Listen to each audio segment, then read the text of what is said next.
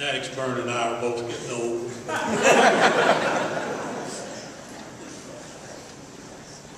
Thank you, Kyle. It's an honor for me to be here this evening. I want to do a special thanks to Joe Stephenson for getting this Hall of Fame going.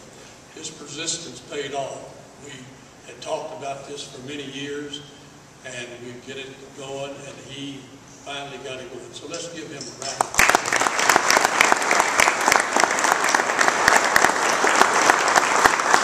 I'd like to introduce my family, my wife Galia, my daughter Debbie, her husband Greg, my granddaughter Jennifer, my grandson Kyle are all here, and my good buddy Brother Mark Google is sitting there with us.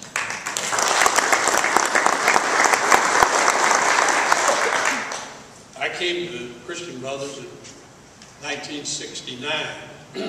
I was an assistant at Memphis State with Moab. We had 2 dismal years.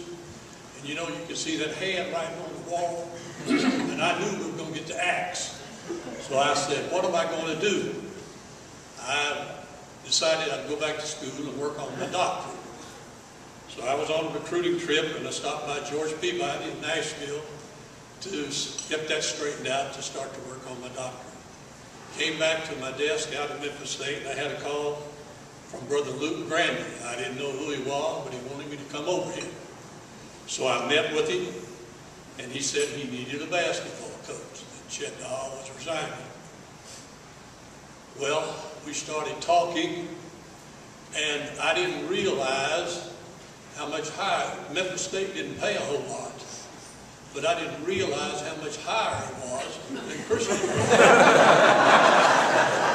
I also didn't realize that as a basketball coach, I had to be AD, head of the PE department, teach 5 classes, sweep the gym, pull out the bleachers, do it all. I was the jack of all trades.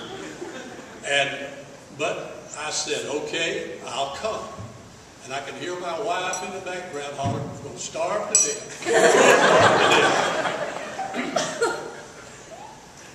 So, when I got here, I inherited a pretty good group of people. Joe Stephenson was one of them. They had been 12 and 13, 11 and 12, couldn't get over the hump.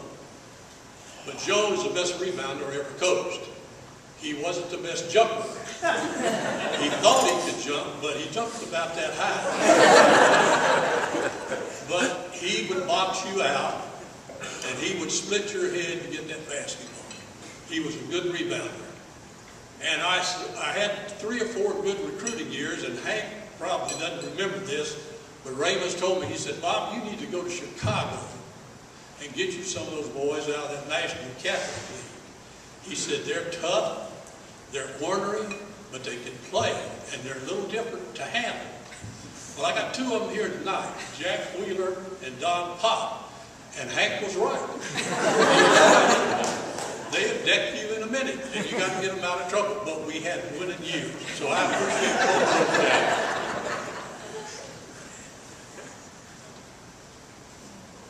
So I coached here for 9 years. High blood pressure hit me, and I said, I got to give up one of these 5 jobs. So I gave up basketball, became AD then from then on.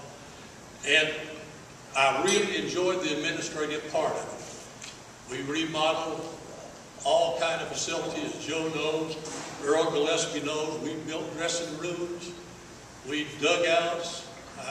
We had a guy here named Brother Cy Conroy. He and I remodeled everything on campus and begged most of the money to get it done. And Brother President would say, I'll give you $10,000 if you and Brother Cy will go out and raise 25 and you can build that. But that's what we did. And I have a nickname with the brothers today. I'm known as Brother Coach. I got that nickname from Cy. We were out fundraising to get something built. And it was his call. And when we would go, he would always put his collar on. And that's amazing to me. You can put that collar on, and I don't care what religion you are, who you are, man, that'll get you through the front door. And Cy puts the collar on, and we go out, and it's his call. And he said, I'll do the talking. And he starts to introduce me. And it's my name. He said, this is our brother coach. I'm known today as Brother Coach. And not too long ago, the brothers honored me by making me an affiliated member of the brothers. And I treasure that with my heart.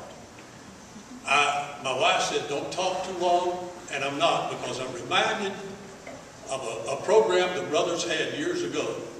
They were giving an honorary doctorate to Shelby Foote. You remember him? Sybil, the historian. He lived right on the corner over there, Avery and Parkway. And I thought it was the best thing I ever heard. He gets up, they acknowledge him. He gets up and he said, I want to thank all of you for this award. It's nice to be accepted and acknowledged by your neighbors that sat down. I was getting ready to hear a big long speech, and that was it. That was it. So folks, I thank you for this, and I'm sitting down.